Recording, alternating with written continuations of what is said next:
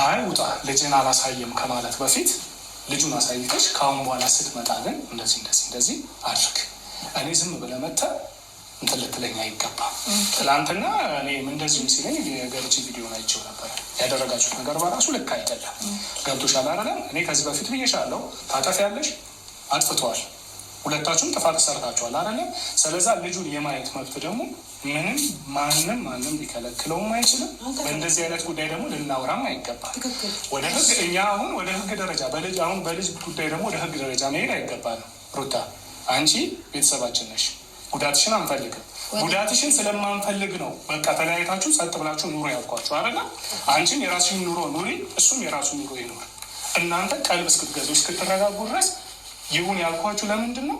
የአንቺን ጉዳት ስለማልፈልግ ነው። ምሳሌ አሁን ሁለታችሁም በግዴታ እዚህ ቦታ አስቀመጥናችሁ። ድንገት ተናደደ፣ ወንድ ልጅ ነው፣ የሆነ ነገር አደረገ። አንቺም ተናደድሽ፣ የሆነ ነገር አረግሽ አይደለ? ያኔ ምንድን ነው ሁለታችሁም ጉዳት ተፈጠረ ማለት ነው። ሁለታችሁ ማለት ያ እንዳይፈጠር ተለያይታችሁ ኑሩ።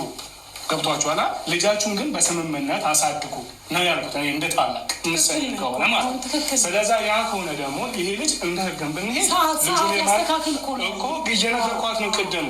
ልጁን የማየት ምንም አይነት ማናችሁም ልትከለክሉት አትችሉም። ህግ ራሱ አይከለክለው። ልጁን የማየት ልጁን የማሳት ትላንት እያደረጋችሁትን እያየው ስለነበረ ነው። ልክ አይደለም። እሱ ያደረግነው የራሳችን ምክንያት አለ። እሱን ቆይ እናወራበታለን። አሁንም የምነግረው ልጁን ማየት ይችላል። ኤኒታይም ስል ከሰኞ ማየት ይችላል። ግን ሰዓቱ የሚባል ነገር አለ። እሷም የራሷ ጊዜ ያስፈልጋት አይደለም እሱ። እኛም እኮ እዚህ ቤት 24 ሰዓት አባናት አለ።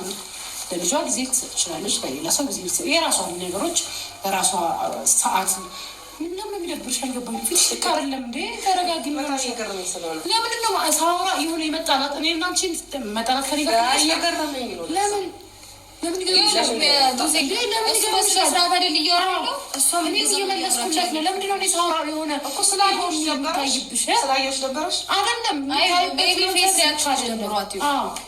አይደለም እኛ ካወራን እኛ ጋር ችግር አለ። አሁን እኮ ይሄ ከሆነ ሀሳብ ችግር የለውም። እኔ እየደወልኩላት መምጣት እችላለሁ። ግን እየደወልኩላት ስመጣ እናንተ እዚህ ኖራችሁ እኔ ከልጅ ጋር ሰላም ኖሮኝ አሳልፍ አልችልም። ገባሽ ወይ? ውጭ ማግኘት እፈልጋለሁኝ ወይ ከዚህ ቤት ውጭ ይዘሽልኝ ነይና ላግኝ። ከዛ ውጭ ደግሞ የነገርኩሽ ነው። የኔ ታይም ነው የሚወስነው።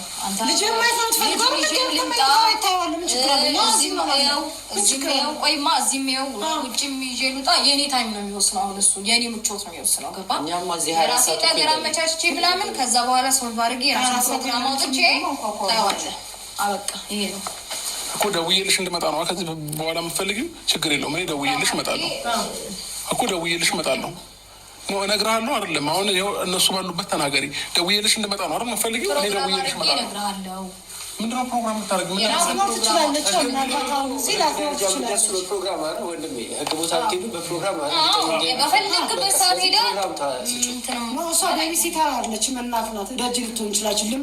አሁን የለውም ሲም በኋላ ስገባ ወደ ቤት ደውላለሁ ስላለች ሲመቻት ማለት ያ ነው እንጂ አታይም ማለት አይደለም። 24 ሰዓት ልጇን ቁጭ ብላ አብረሽ ይመጣል ብላ የምትጠብቅ ሴት አይደለችም። ይህ ማለት ግን ደወለ ቁጥር አይመቸኝም እንዲሆነ እንዲያሆነ ምክንያት ግን አያስፈልግም።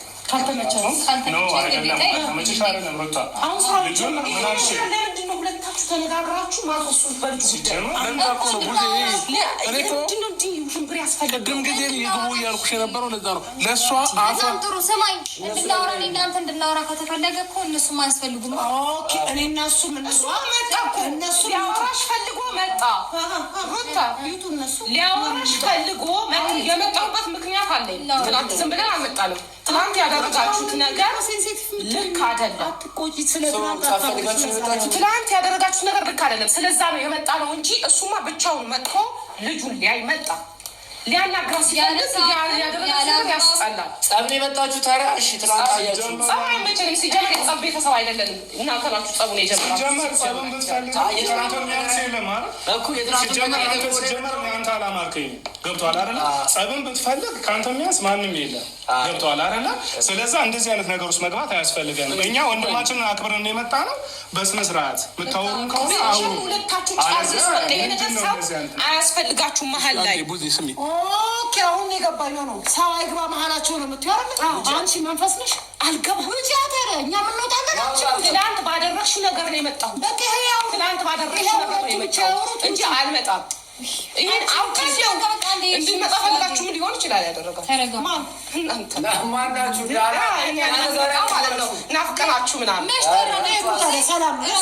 ሳስበው እንደዛ ነው የሚመስለኝ።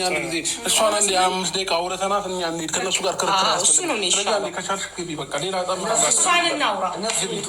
እነሱ ሚቱ እኛ መገባለን። ባትታገስ የምትታበጣ ነው። እነሱ ሚቱ እኛ ስርዓት ይኖር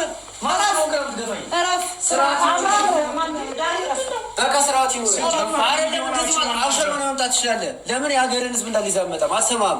ገባህ? አንተ ቆይ ምን አገባህ? ያገባኛል። ምን አገባህ?